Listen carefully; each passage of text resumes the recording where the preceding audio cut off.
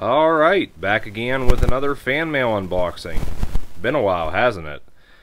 But recently got in this package from friend and fellow YouTuber Douglas Rowe over in California. This is a combination of stuff that I purchased from him and other stuff that he gifted me. He also said he threw in a couple surprises, so curious to see what all that is. But something funny I do want to mention is I showed this to Douglas last night, and he commented that this box looked nothing like this when he shipped it to me. You can see that it's been just completely banged around and crushed and what have you. It looks like somebody even shot at the thing. But yeah, that's the Postal Service for you. Smash it and trash it. That's their motto. Alright, go ahead and get this open here. My knife went missing again, so if anyone happens to see it, let me know down in the comments. Go ahead and just cut along here. Hopefully I'm not cutting into anything.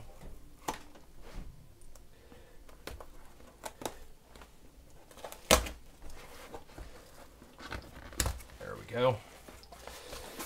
And as always with Douglas, he tends to pack these boxes pretty full. Okay, yes. And not too sparingly on the bubble wrap either. Oh, okay, I'm liking some of what I'm seeing here.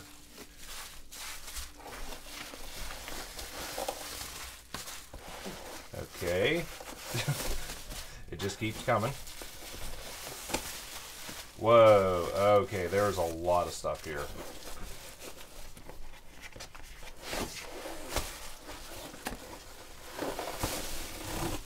It's like the gift that keeps on giving. Wow.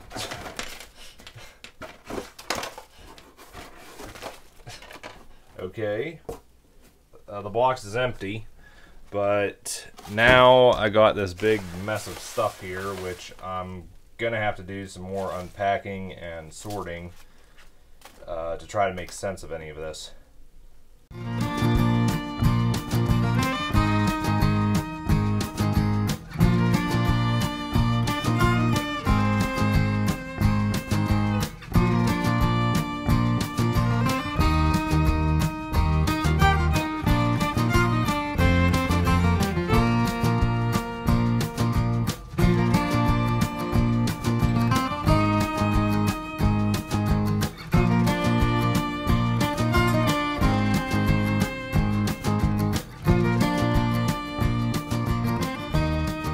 Alright, got everything unpacked and tried to make some sense of it all. And you can see what's all here. We've got some inboxed ERTLs, as well as some inbox All Engines Go. Various ERTLs here that are out of box, probably in played with condition. I also think these are the wind-up ERTLs. A little bit of capsule play rail, some Thomas wood, a Thomas keychain. Got some Thomas collector cards. I believe some of them are ERTL and some of them are something else. A Bachmann Trains 2024 catalog. And a little bit of die cast here, along with a couple other mystery pieces. But I suppose a lot of you probably want to see the ERTLs first, so we'll look at those. Alright, I'll start with the ERTLs, which are mint in the package, and then move into the ones which are in what I'm calling played with condition.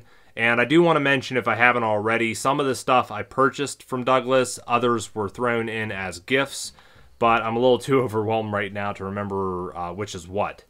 But we'll start with the tar and milk wagons in the portrait packaging, and if you've watched me look at ERTLs on this channel, you know I'm very much a fan of this style of packaging. I wish ERTL would have had it throughout their entire 20-year run.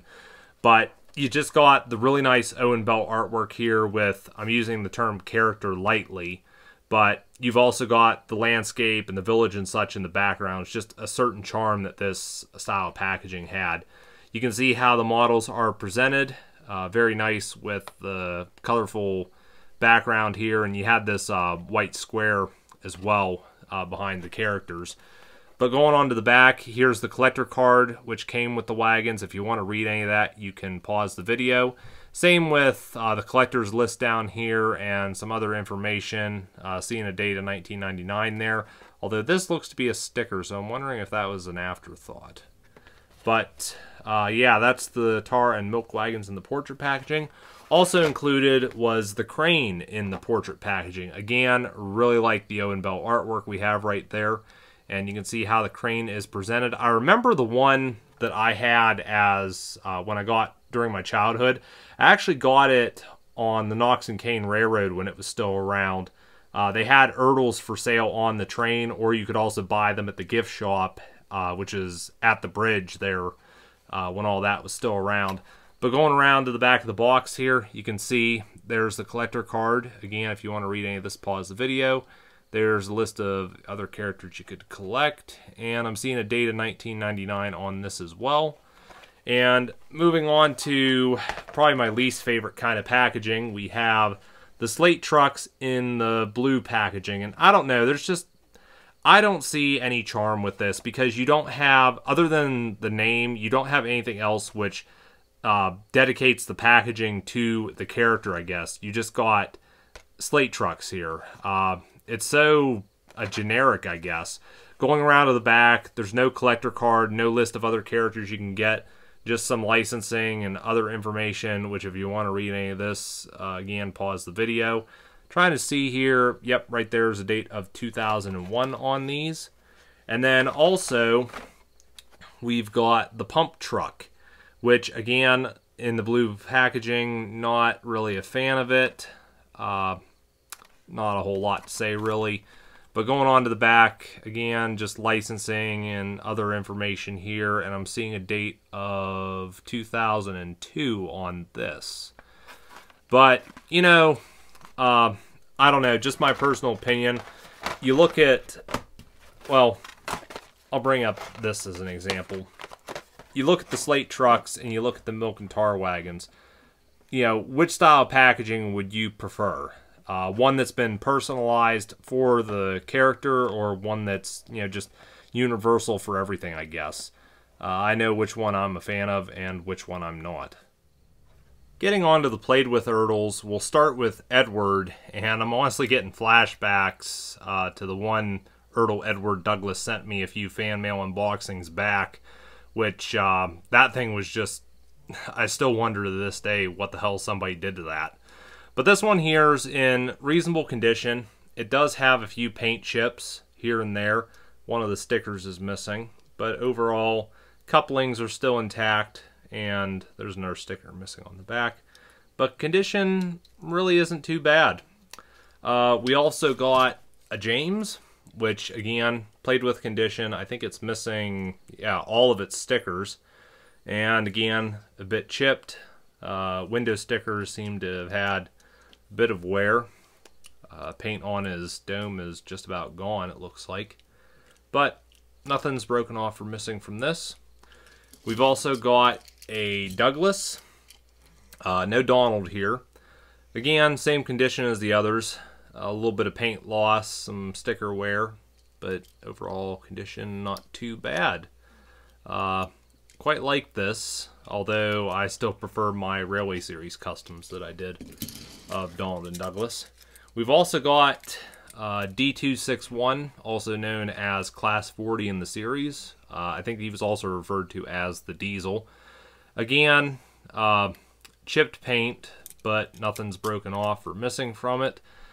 Surprisingly has all of its buffer stickers. That might be a first. But there is some slight rust on this. So, yeah, axles are rusted, screws are rusted. Apparently it's seen some play in the water, I'm going to assume. But overall condition still, you know, it's all here, I guess. So can't complain about that. Also got a Toad, which Toad's seen a little bit of damage, paint chipping, what have you. But again, it's all here. Nothing's broken off. Couplers are still intact. Pretty nice ERTL. Just never understood why it was so much larger than Oliver, though. Also got a Henrietta, and I know why Douglas sent me this. But condition on this, again, just a few nicks here and there. I remember in my childhood, the Henrietta I had, for some reason, the corners of the roof were busted. That might have been a weak link with this particular character.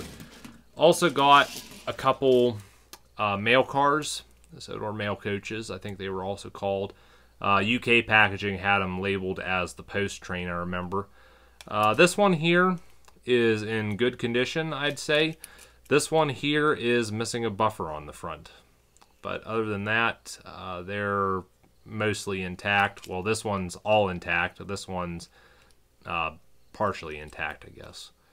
But yeah, those are pretty nice. And then also got a single troublesome truck. There should be one that's facing forward, and that's not here. But got the rear-facing one. Condition, again, just some paint chipping, but nothing's broken off of this. Actually, no, now that I look at this, that one buffer is slightly crooked. I don't know if you can see that or not. Sort of facing upwards. And then also, got a couple of the slate trucks. Now, these ones here, I do not understand why these are so highly sought after. You look on eBay and the prices for these are a bit extreme in my opinion. I do not know why. These maybe were only available for a short time. Not really sure. But yeah, I was really happy Douglas was able to get me 2 of these, plus those ones which are mint in the packaging, so that makes 4 that he sent me. Also got a Renaissance, or as I heard, I can't remember the YouTuber now. He actually said it's pronounced Renaissance. But this one, again, not too bad for condition. And also, we've got to go along with him, Peter Sam. And condition on this, again, not bad. I'm still, I look at this and I'm still having flashbacks to the one I got in the junk heap, which had the funnel snapped off. It's like, how do you break a piece of die cast which is that thick? But I don't know. And the last ERTL diecast piece we have here is Thumper. Now, I know there's quite a few people that don't like Thumper as an ERTL, and probably even more so as a character. But, I kind of like this. I just think it's way oversized, though, for the ERTL line. And I know there's a lot of people that say that face is just creepy. But, I don't know. I forget why I got this, or maybe this was one Douglas just threw in. I don't remember. Now, these were a pleasant surprise, and I know for a fact that I did not purchase these from Douglas. He threw these in as a gift, and what they are wind-ups that ERTL did during the 90s. And I remember during my childhood, I had the Thomas from this range, and I know for a fact that Douglas sent me one of those in a previous fan mail unboxing as well. And it's great to have these other 3 characters to go into that small collection. But I'll show Percy first, and I've got a history with this particular wind-up because I remember my brother was in either the 3rd or 4th grade. I went into the principal's office, and the principal had this wind-up Percy sitting on, I think, a soda can on his desk, and I was just so fascinated with it, I think because of its cute little size. And when I was a little bit older, I remember I also found one of these on a shelf of toys at my local Goodwill, but unfortunately they wouldn't sell it to me because it didn't have a price tag. And I still remember the cashier just picking this up and throwing it to the other side of the counter, and just the tone of her voice when she said sorry. It's like, well, your loss, I guess. They didn't get the sale. But anyways, getting on to this wind-up, you can see Percy has a lot of nice painted detail and such. Doesn't have like full buffers. None of these wind-ups did, I think, because they'd have been too fragile. But it is pretty cool how they took the time to paint these little details and the lining and such. And again, just, Percy, this is just a cute little wind-up. I'm kind of curious why they didn't bother painting the lamp on the back when they painted all these other little details. But, there's Percy, and of course he does work. But we've also got, I think this is Ben. Yeah, this is Ben from the wind-up line, which it's kind of weird how the Clay twins are so much bigger than some of the other wind-ups which are in the line. But you can see, again, we've got some details and such painted on this. You know, overall look of this is actually pretty nice. A lot of nice little details and such. But he's, well, his one eye's kind of off. But yeah, wouldn't mind having the bill to go along with this. And then we've also got Birdie, which I'm thinking Birdie's supposed to have a driver in this window and 2 passengers in this window. But those are missing. Whether this had them or not, I don't know. Looking on the bottom, I should have looked at all these. You can see this is dated 93. Ben, I think, is also dated 93. Yep, 93 on Ben. And then also looks like 93 on Percy as well. So, yeah. Again, really happy to have these additions for my ERTL wind-up collection. When I was showing the ERTLs which were in the package, I forgot to show these collector cards that Douglas sent along as well, which these come from the portrait packaging, and I've got 3 of them here. The first one is for City of Truro, which again, really like the Owen Bell artwork. Notice he has the Markland BR80 smoke box door. But going around to the back, here's a little biography of City of Truro, along with a fun fact, I guess. But also, we've got one for the Troublesome Trucks. Again, there's the character and the landscape in the background. Here's the information on the back of this card. Try to get rid of that glare. And then lastly, we've got the collector card for the limited edition Rheneas, which this would have been one of the metallics. This one, seen some wear, it looks like. But again, enjoying the artwork, and I love the metallic look on Rheneas there. It's pretty cool they did that with this packaging for the metallic engines. And then there's the back of Rheneas's card as well.